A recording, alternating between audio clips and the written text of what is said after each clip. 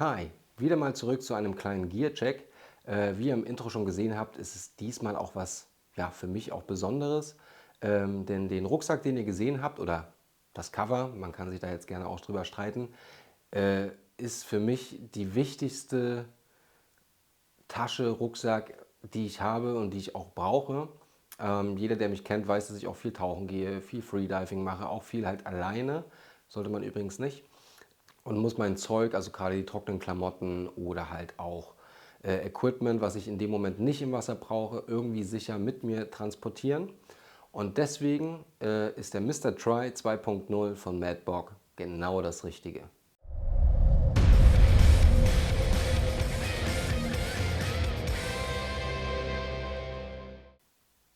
Wer Madbog nicht kennt, hier mal ein kleiner Exkurs. Hier auch ein großes Dankeschön an Sean Metzen, der mir da gut Rückenwind gibt. Und ja, Sean Metzen ist der Gründer, also CEO von Madbog. Und ja, was soll man da groß sagen? Ein Ex-Navy SEAL, 10 Jahre, wenn nicht sogar mehr, im Dienst gewesen, sogar als Leader. Und ja, hat danach quasi angefangen, Dinge zu optimieren, so möchte ich es mal sagen. Und das ist genau das, was ich an Menschen liebe, wenn sie Dinge nicht einfach nur so nehmen, wie sie sind, sondern einfach sehen, okay, was kann man verbessern, was kann man leichter machen, was kann man einfach praktikabler machen. Und da ist Sean Metzen einfach weit von dabei. Er ist auch noch in vielen anderen Projekten drin, also Co-Founder und ja, macht halt auch Dinge, dass Soldaten, die aus dem Dienst rauskommen, auch ja, Unternehmer werden können.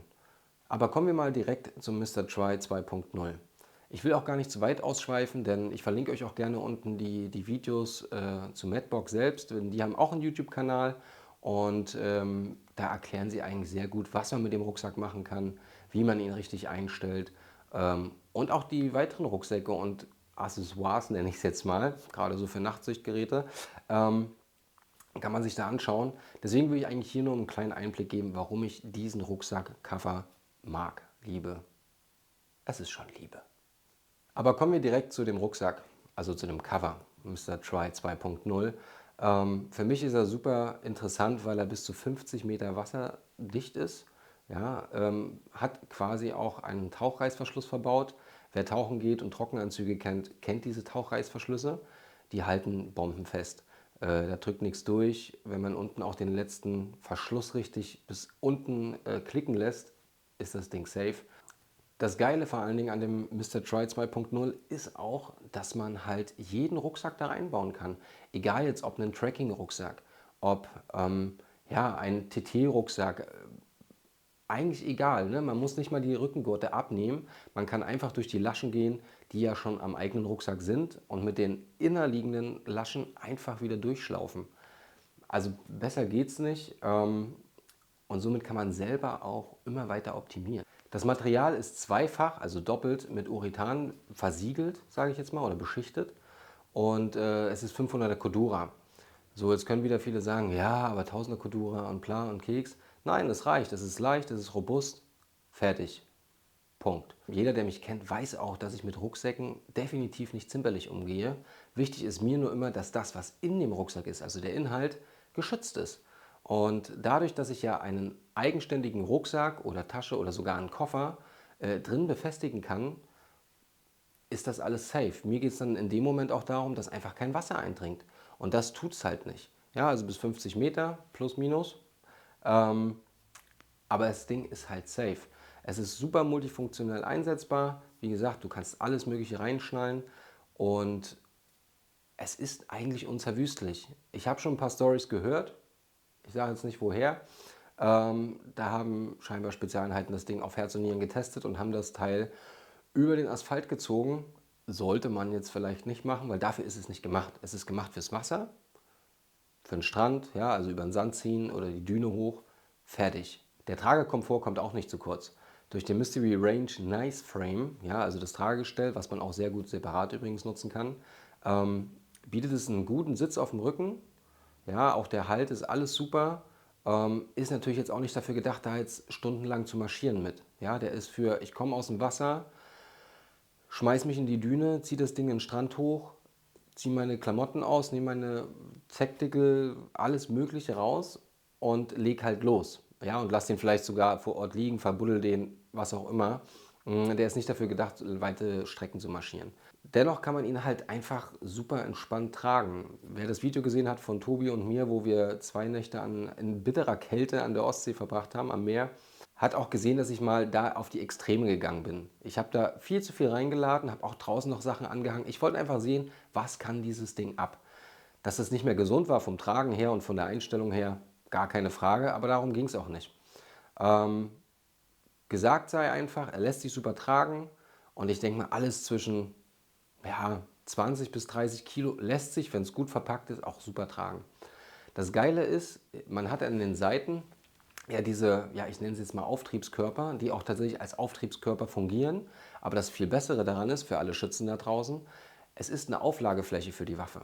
Ja, wenn ihr eure Gewehr auflegen müsst, ob jetzt aus dem Wasser direkt heraus oder am Strand oder wo auch immer, es ist eine super Ablagestelle für das Gewehr. Ich habe halt, ich glaube, Jahre damit verbracht, einen Rucksack zu finden, den ich fürs Freediven sinnvoll nutzen kann. Ja, also nicht nur einen Packsack, den ich voll mache, Luft reinmache und wie eine Boje hinter mir herziehe, sondern den ich auch, gerade wenn man so, ich nenne es jetzt mal kleine Black Ops Übungen macht, auch versenken kann, wo man halt so ein bisschen Restluft als Auftrieb drin lässt, ihn mit zum Boden am See oder ähnliches nimmt, den da verankert und später einfach wieder mit raufnimmt und dann noch ein bisschen Luft zupustet und schon hat man wieder einfach einen kompletten Auftriebskörper. Das war immer mein Wunsch und immer mein Ziel zu finden und Madbock hat es halt geschafft. Also das ist für mich wirklich das, wo ich einfach, da ist jeder Cent wert, den man da reinsteckt. Jetzt braucht es natürlich nicht jeder, muss man auch dazu sagen. Es ist schon sehr speziell, es ist für Spezialeinheiten gemacht und man kann da jetzt keinen Baumarktpreis erwarten. Ist so.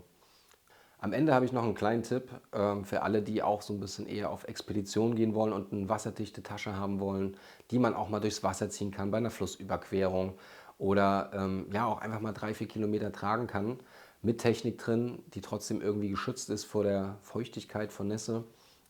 Das zeige ich euch gleich am Ende.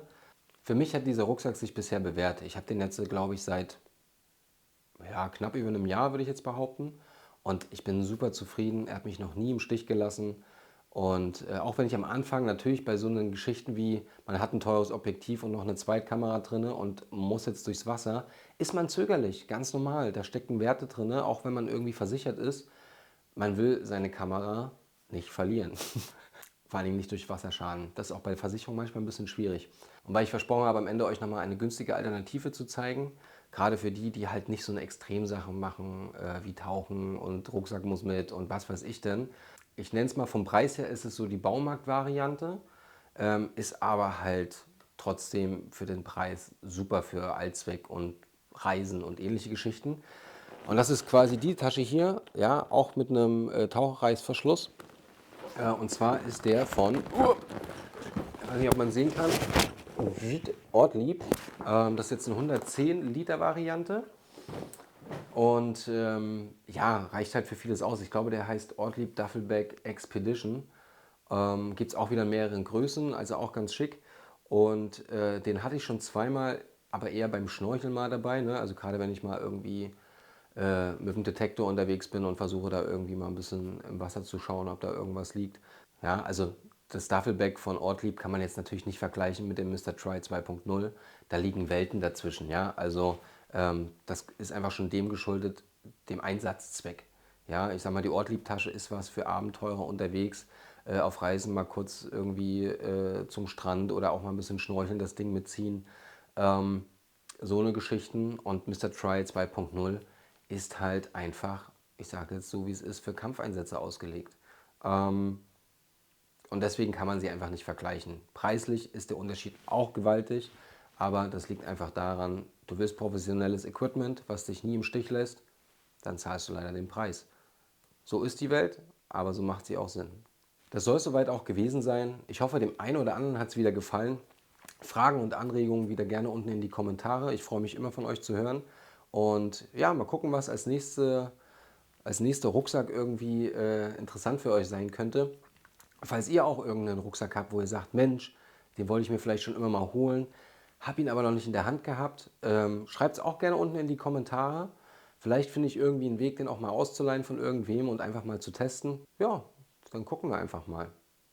Also, bis dann.